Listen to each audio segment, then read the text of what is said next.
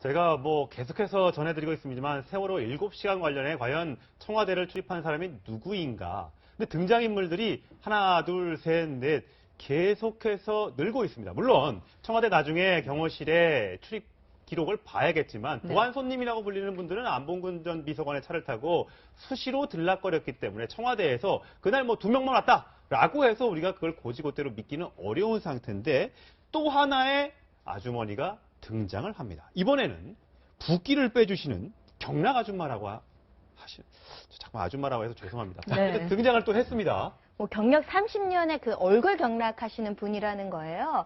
그래서 청와대에서 연락이 와서 일단은 갔는데 그때 박근혜 대통령 얼굴 붓기가 심했을 때가 있다고 합니다. 그래서 사실은 박근혜 대통령 미용이나 이런 외모에도 좀 관심이 많았던 것 같아요. 여성들이 다음에 중요한 일정이 있는데 얼굴이 많이 심하게 부으면 경락 마사지 받을 수 있거든요. 근데 문제는 이분조차도 청와대의 공식적인 시스템에 따라서 들어간 것이 아니었다. 그리고 신원 확인조차 없었다. 뭐 프리패스까지는 말할 수도 없는데 이런 분들이 수시로 청와대에 들었다는 것이 문제가 되는 것이고요. 그리고 2013년 뭐 4월 5일경에도 사실은 주사 아줌마, 기치료 아줌마 들어가신다는 문자가 있지 않았습니까? 이분뿐만 아니라 어떤 사람들이 청와대에 들락거렸는지 사실은 조금 더 밝혀져야 되는데 좀 기가 막힙니다. 근데 이 경락 아줌마는 좀 특색이 있더라고요. 다른 그러니까 기치료 아줌마나 주사 아줌마하고 달리 박근혜 대통령한테만 한 분이 아니에요. 보니까 그 전직 대통령들에도 그 영부인들한테 청와대를 계속 드나들면서 그러니까 정권이 바뀌는 거와 상관없이 드나들면서 경락 마사지를 해줬더라고요. 그런 점에서는 좀 특이하게 다른 사람들하고는 좀 다른 점이 있습니다. 근데 박근혜 대통령이 사실상 본인이 다녔던 병원에 있는 사람들과만 지금 보면 계속해서 비선으로 만났던 거 아닙니까? 그런데 이 경락 아줌마는 아니고, 그러니까 전 정권의 그 영부인들하고도 계속해서 경락 아줌마가 청와대를 드나들었다고 하거든요. 그러니까 아마 이게 청와대 무슨 정권 인수인계 하는데 제2 부속실에서 아마 이게 인수인계 하는 그 중에 하나가 아닌가 싶어요. 아니 본인이 인정을 했더라고요. 이 아주머니 한 말 중에 우리가 또 눈여겨볼 말이 뭐냐면 자기가 가서 경남 학생인데 얼굴이 부어있다 그랬잖아요. 박근혜 대통령이. 근데 그게 자기가 생각할 때는 주사를 잘못 맞거나 야매로 맞아서 부은 얼굴인 것 같더라. 부작용 같았다. 부작용처럼 보였다고 이렇게 인터뷰를 했어요. 그러니까 박근혜 대통령이 그냥 이거 우리 소위 야매라고 하죠. 야매로 주사를 자꾸 맞다 보니까 얼굴에 문제가 생기고 붓고 이러는 거잖아요. 그걸 풀어주러 들어갔다는 거 아니겠습니까? 안 맞으면 되잖아요. 그러니까요. 아니면 맞더라도 간호장교에 대해서 맞든지 아니면 정말 성형외과 의사를 불러서 맞으면 되잖아요. 왜 꼭 야매한테 맞아가지고 대통령이 그렇게 되면 안 되는 거 아니겠습니까? 당연히 안 되죠. 박근혜 대통령은 여기에 대해서 이렇게 비판이 계속 나오는데도 사적인 영역이었다. 신년 기자회견에서까지 이렇게 얘기를 했습니다. 한번 들어보시고 오시죠. 다 누구나 사적 영역이 있고 그걸로 인해 가지고 국가에 손해를 입혔다거나 그런 적은 한 번도 없다고 저는 생각합니다. 피곤하니까 또 다음 날 또 일찍 일을 해야 되니까 피로를 회복할 수 있는 영양주사도 맞을 수 있는 건데 그게 무슨 큰 죄나 된 것 같이 이렇게 한다면 물론 국가의 손해는 안 끼쳤죠. 최순실 씨가 대납을 했으니까.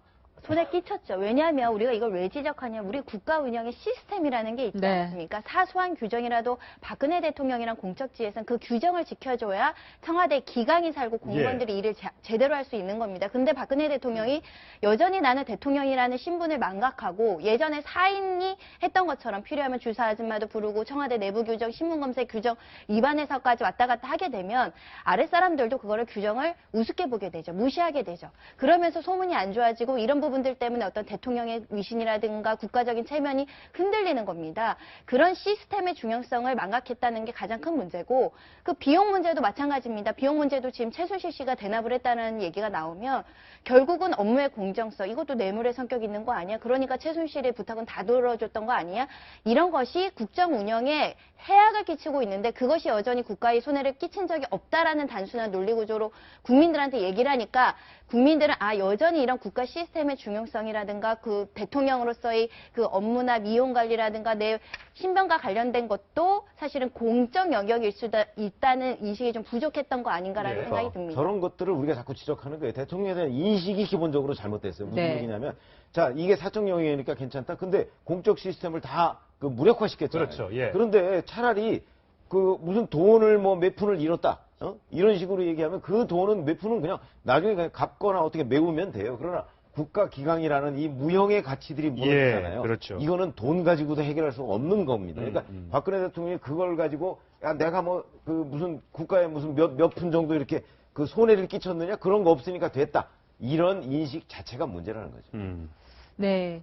이 대통령은 분명히 신년 기자회견에서 최순실 씨와의 관계는 지인일 뿐이었다 이렇게 얘기를 했습니다. 그런데 저희가 어제 또 새롭게 드러난 게요.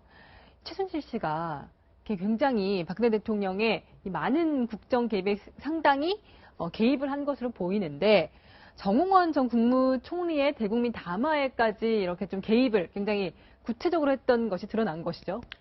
정호성 비서관의 정호성 비서관과 최순실 씨와의 통화 그리고 정호성 비서관과 박근혜 대통령의 통화를 비교를 해보니까 최순실 씨가 매우 굉장히 다양한 분야에 적극적으로 개입을 했다라는 게 확인이 됐습니다. 지금 방금 앵커께서 말씀하신 대로 그게 한 가지인데요. 당시 2013년 10월 21일경에 국정원 댓글 사건을 수사하던 윤석열 검사가 국회 청문회 국정조사에서 이렇게 이야기를 합니다. 외압을 받았다라고 이야기를 하는 겁니다. 그러니까 그거와 관련해서 야당이 사과하고 관련자들을 문책하고 이거를 빨리 법과 질서에 맞춰서 어떻게 엄정 처리해라라고 요구를 했습니다. 근데 이거와 관련해서 박근혜 대통령이 계속 침묵으로 일관을 하자 최순실 씨가 정호성 비서관과 이야기를 합니다. 이거 가지고 이거 뭐 좀 어떻게 조치를 취해야 되는 거 아니겠냐? 라고 하면서 이야기돼서 논의가 돼서 나온 게 바로 정홍원 국무총리의 담화문인 겁니다. 굉장히 무게가 있는 담화였는데요. 그 담화 장면 먼저 보고 오시겠습니다. 대통령께서는 처음부터 지난 대선에서 국정원으로부터 어떤 도움도 받지 않았고 철저히 조사해서 잘못된 것에 대해서는 책임을 묻겠다는 뜻을 분명히 하셨습니다. 저게 이제 구분 대독 총리, 대통령의 얘기를 총리가 대신했다고 해서 굉장히 논란이 됐던 그 발언이었는데, 담화였는데, 당시 보면 이 시간까지도 최순실 씨가 전부 다 관여했다는 정황이 이제 드러난 겁니다. 1안과 2안, 그러니까 오전 10시, 오후 2시가 있습니다. 그러니까 오전에 하세요. 오전 10시는 국회의장을 약간 좀 있는데 오전에 하세요. 그러면 오전에 해야 되는 겁니까? 이게 이 시간까지. 내용은 우리가 그동안 여러 차례 그 태블릿 PC에서 나온 것처럼 관여를 하고 수정했다는 거 있는데 시간까지도 전부 다 저렇게 정말 모르는 다방면에 진짜 놓치는 게 없는 정말 대단한 분이에요. 그러니까 저거는 그 시간과 관련한 부분은 사실 여러 가지 장단점이 있지 않겠습니까? 이제 그런 부분에 관해서 아마 1안, 2안을 얘기한 것 같고 그래서 이제 정호성 전 비서관하고 얘기를 해가면서 이제 1안으로 간 거죠. 10시 안으로. 그렇게 갔는데 10시에 이제 국회의장하고 다른 문제가 있으니까 아마 그걸 어떤 식으로 조정을 했겠죠. 근데 그러니까 어디까지 관여했느냐가 이제 문제인데 저는 뭐 시간 정도는 뭐 저렇게 할 수도 있겠다 싶은 생각이 들어요. 아니 그렇지 않습니까? 시간 정도. 저는 아닐 것 같아요. 그렇죠. 할 수도 있겠다 이런 생각이 들고 다만 거기에 대해서 최순실 씨가 정확하고 왜 10시에 해야 되는지를 얘기를 했을 거예요. 그러면 이제 그 얘기를 정호성 전 비서관이 박근혜 대통령한테 얘기를 했을 거 아니겠습니까? 최순실 선생님은 이렇게 얘기했고요. 뭐 어떤 장단점이 있으면 그럼 최종 결정은 물론 박근혜 대통령이 하는 거예요. 그 박근혜 대통령은 오후 2시에 해야 된다고 생각했는데 최순실 씨가 10시에 하라고 그러니까 무조건 10시에 했다. 저는 뭐 그렇게까지는 생각이 안 듭니다. 그러니까 저거는 선택의 문제다. 이렇게 봅니다. 저는 이게 있을 수 없는 일이라고 생각합니다. 최순실이 몬대 국정 운영의 그 당시에 가장 중요한 정책이었어. 가장 중요한 어젠다고 가장 중요한 정치권에서 현안이 되는 사안에 대해서 오전에 할지 오후에 할지 그 내용은 어떻게 할지 이걸 할지 말지 누가 할지 이 부분에 개입했다는 거는 박근혜 대통령이 단순히 의견을 구한 것이 아니에요. 그 어떤 그냥 세상 돌아가는 의견을 구한 게 아니라 현재 가장 중요한 국정에 대해서 절대적으로 영향력을 미쳤다는 강력한 증거거든요. 이 증거만으로도 박근혜 대통령이 국민들한테 거짓말 해명을 했다라는 것이 반드시 그 일목요연하게 드러나는 것이라고 생각하고 최순실 씨는 단순한 의견 조력자가 아니었다. 국정에 상당한 영향력을 미칠 수 있는 어떤 제2의 어떤 비선 실세라는 것이 확연히 드러난다고 생각합니다. 그도 그런 것이 이 대통령의 일정을 단순히 확인하는 것뿐만 아니라 일정에 대한 반응 이런 것까지 좀 체크를 한 정황이 드러났습니다. 대통령이 야구장에서 시구를 한 것을 알았는데 여기에 대한 야당 반응까지 최순실 씨가 챙겼어요. 저 장면이네요. 박근혜 대통령 야구 시구. 그때 저희도 깜짝 놀랐어요. 그래서 마지막에 알려줘갖고 저희 기자들도 굉장히 늦게 알았는데 연습도 많이 하고 나오셨더라고요. 근데 저것까지 다 최순실 씨가 일정을 다 두루 알고 네. 체크를 다 했다고 합니다. 그러니까 최순실이 박근혜 대통령의 일거수일투족을 다 이렇게 조언을 한 거예요. 좋게 봐서 조언이지. 대통령이요. 물론 이제 비서관들이나 보좌관들이 많잖아요. 본인도 그 얘기 했잖아요. 보좌진이 다 만들어지기 전까지만 최순실 얘기를 들었다. 그런데 지금 하는 걸 보면 그때뿐만이 아니에요. 지속적으로 이 문제가 비선 실세 문제가 터지기 전까지는 지속적으로 최순실이 박근혜 대통령의 일거수일투족에 관여를 했단 말이에요. 그게 선의로 보기가 어려운 부분이죠. 한두 번도 아니고 네. 대통령이 하는 발언이나 행동이나 또는 뭐 수석 비서관에서 무슨 얘기를 하고 또 뭐 외국 순방 가기 전에 반드시 뭘 밝히고 이런 얘기까지 얘기하는 최순실이 대체 뭐길래 자기가 무슨 국가의 무슨 공무원입니까? 무슨 청와대 비서입니까?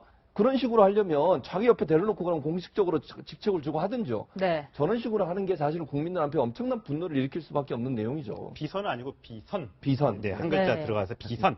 그래서 박근혜 대통령이 이런 정황이 있는데도 불구하고 신년 기자들과의 기자 차담회에서는 이렇게 얘기했습니다. 들어보시겠습니다. 지인이 뭐 모든 거를 다 한다는 거는 있을 수 없잖아요. 대통령은 대통령으로서의 책무도 있고 또 판단도 있고 또 다 그런 거지. 그거를 어떻게 지인이라는 사람이 여기저기 막 다 하고 뭐든지 다 엮어가지고 이렇게 된다는 거는 있을 수 없죠. 저는 제 나름대로 국정 운영에 어떤 저의 어떤 철학과 소신을 갖고 일을 했고 모든 분야가 마찬가지.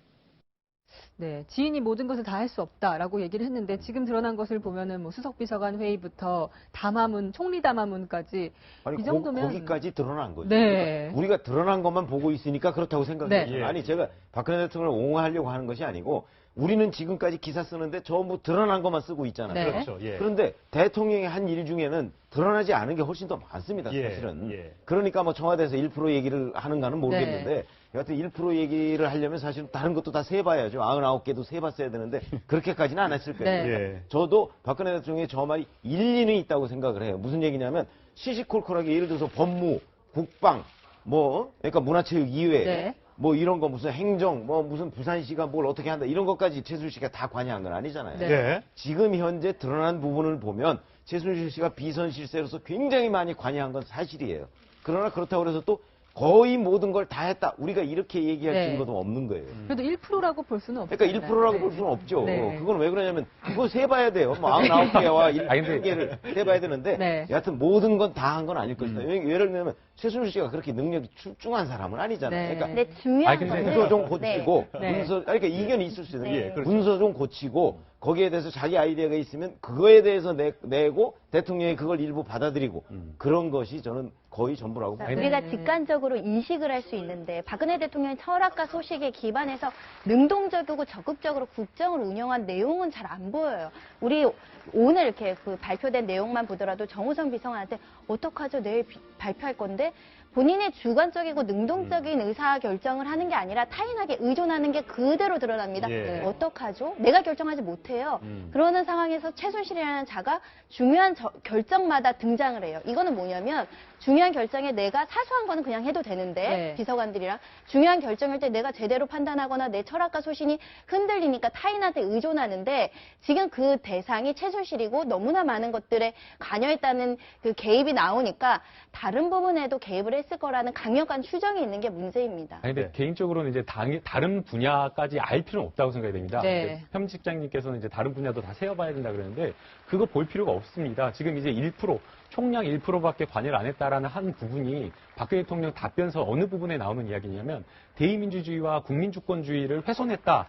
그것이 훼손되지 않았다라고 주장을 하면서 1% 미만이다라고 주장을 한 겁니다. 그런데 이것은 성질상 총량으로 이렇게 치환될 수 있는 것이 아닙니다. 예컨대 강도가 저한테 와가지고 제 손가락을 새끼손가락 한 마디를 살짝 잘랐습니다. 그러면서 제가 막 하고 화내면서 뭐라고 하고 고소하겠다 그러니까 강도가 이런 겁니다. 아이고, 네 몸무게 따지면은 요거 조금밖에 되지도 않은 거 한 1kg 뭐 한 300g도 안 되는데. 시무시한 얘기를 아침부터 하고 그랬어요. 짱이다니요. 마찬가지입니다. 살짝 비었다고 살짝 비었는데, 아니, 살짝 빈 걸로는 이거 안 됩니다. 최순실 씨가 한 거는 그게 자른 거 이상이기 때문에 이걸로 이렇게 이야기를 하면 당연히 그 말이 안 되는 이야기지 않습니까? 그게 지금 내 몸무게 몇 프로 이렇게 훼손됐느냐, 신체가 훼손됐느냐, 그게 중요한 게 아니라 최순실 씨가 그 작은 부분이 아니라 그 부분 이렇게 확인된 부분만 하더라도 헌법과 국민의 어떤 중요한 어떤 법치주의 이런 것을 훼손한 거기 때문에 총량으로 비견될 문제는 아니라고 생각합니다. 예.